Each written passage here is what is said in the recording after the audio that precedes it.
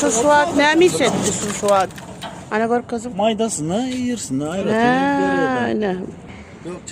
Vi gör 3 gök çaygısını madden ayırıp verdi.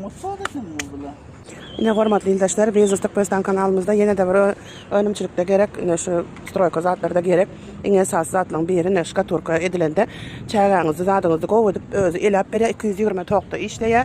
Bu da giden bir vaqt ekonom etmek, bilmek, men fikrimçe. Stroyko bir ulrağa obyektlarda elde öve oturandan, elde ele oturandan şey deyip 220 toqta işleyen aparatımızı bir giden vaqtı ekonom edip bilýäňiz. Ummasız vaxtınızı ekonom edip arasalap beren encamımızı hazır şu tayda elimizden geldiğince bar zatından size reklama çekip görkezildiydik. Hani iş edelim görkezeli. Aparatını işledik.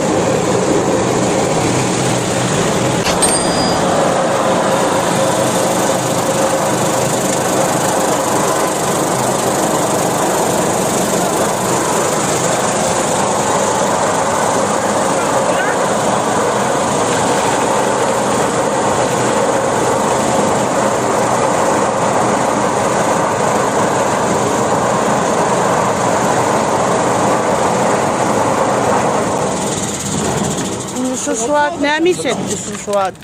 Ana gör kızım. Maydasını yiyirsin. Ne? Bu zaten da ulan böyle. Var adam çağırasın.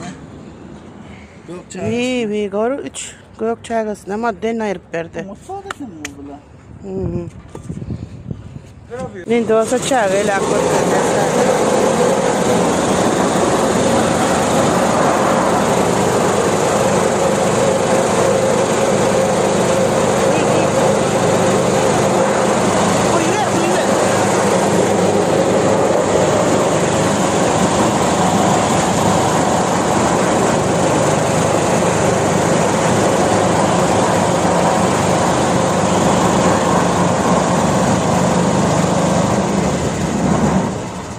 zadı 8 saatda ne şey arası dedip beriyor.